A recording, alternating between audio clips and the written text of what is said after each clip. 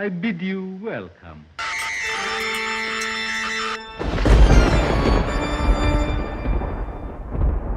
Saw II was the first of many sequels in the Saw franchise. It was released 1 year after the original Saw, which made a crud ton of money. I believe it was comfortably in the 8 figures on a literal $1 million budget. This had a bigger budget of $4 million, and it made $140 million at the box office. So, yeah, it was a good time to be a Lionsgate executive, that's for sure. The first Saw, I think, is kind of underrated in a sense that that people think that these Saw movies are just gore porn or torture porn, and yeah, there's definitely some of that. However, I do believe that they're misunderstood, and that goes double for Saw 2. Saw 2 doubles down on what was originally presented in the first Saw and goes even more grisly, if you can believe it. But first, I want to toss it over to Cody from the channel The Brock Upside. It's his first time on the channel, and I'm so happy to have him on to collab. So, Cody, take it away.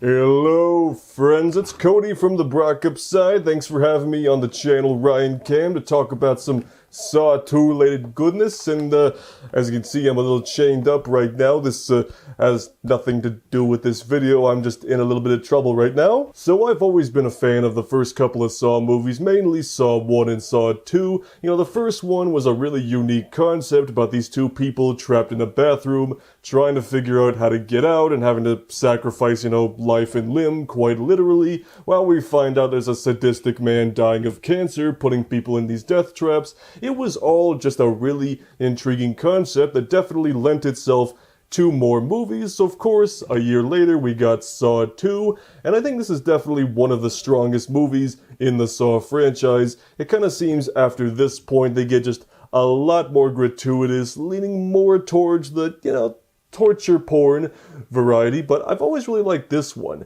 It takes the basic concept of the main characters being trapped in one disclosed location, but this time it's a group of people, and now they're in an abandoned house. They've got all these different rooms they gotta go into and just figure out how to open the safe and get out before they die of poisonous nerve gas, which leads to a more interesting group dynamic because they're basically left to fend for themselves. So of course you're gonna have some characters like Xavier, you know, the big buff dude, is gonna be, you know, Mr. overbearing masculine guy trying to intimidate everybody, and everyone else is just trying to get through this, even though they're gonna have to do some terrible things in order to potentially get out. The movie also gives us more time with Tobin Bell's John Kramer, aka Jigsaw, as he's forcing the detective whose son is trapped inside the house to just sit and be patient and have a conversation with him. We get to learn a little bit more about why Jigsaw does what he does. It's something that the other sequels from here on out will delve a lot more into, but it's really cool to get to see more of Jigsaw himself in this movie, just seeing this man who's sick and dying of cancer,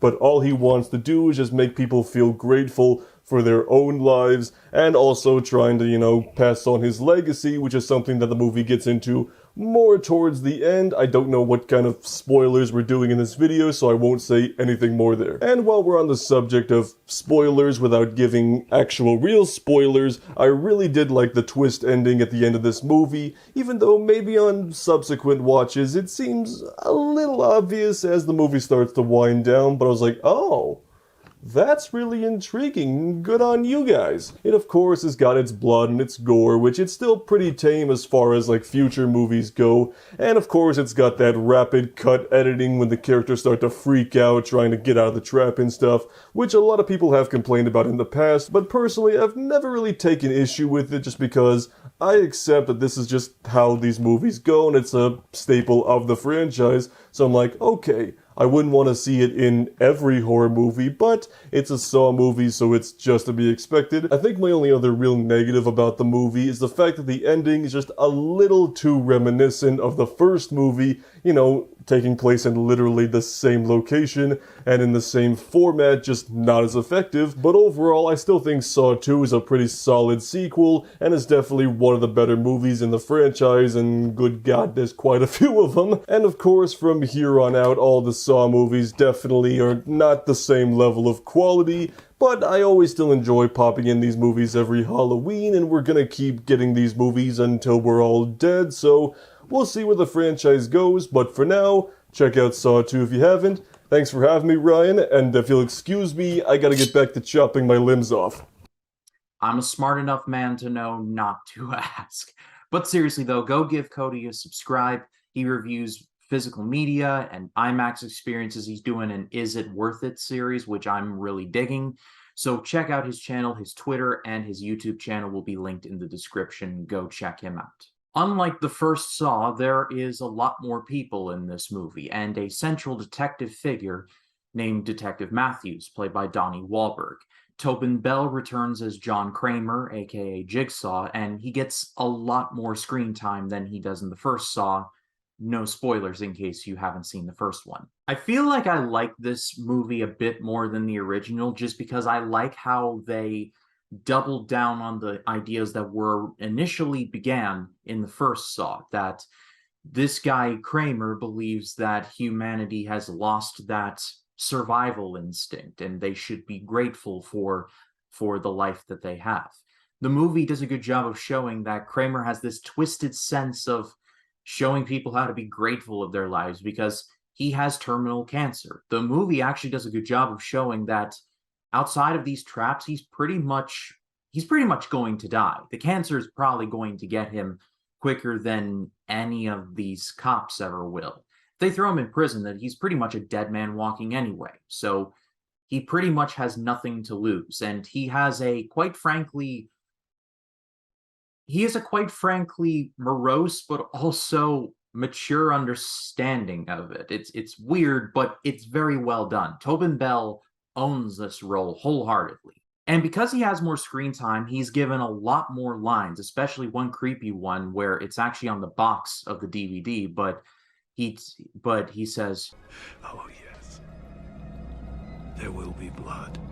Donnie Wahlberg, I thought, did a good job as the detective. I learned in my research that only the key actors knew of the ending, and there were about 4 or 5 alternate endings pitched, and none of the extras were really given any details as to what was going to happen. And if there was a rewrite, that page would be immediately shredded. This script was kept under serious lock and key. You couldn't this was more secure than Fort Knox.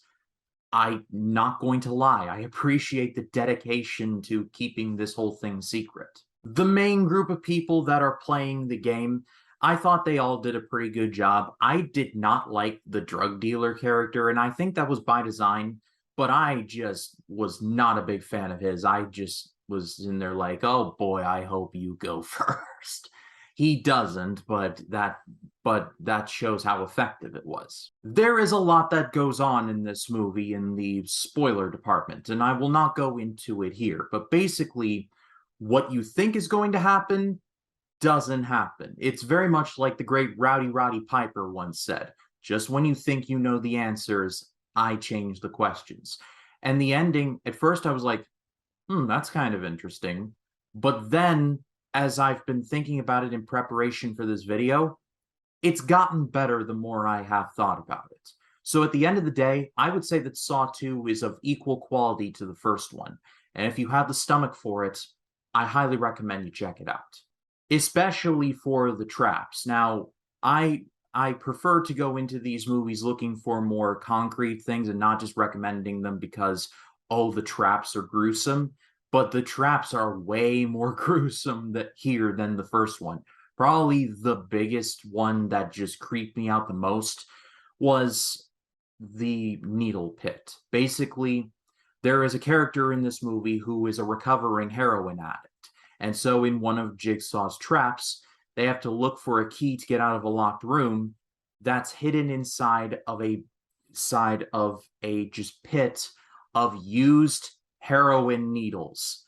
And the drug dealer character literally throws his character down into this pit and says, "Find it!"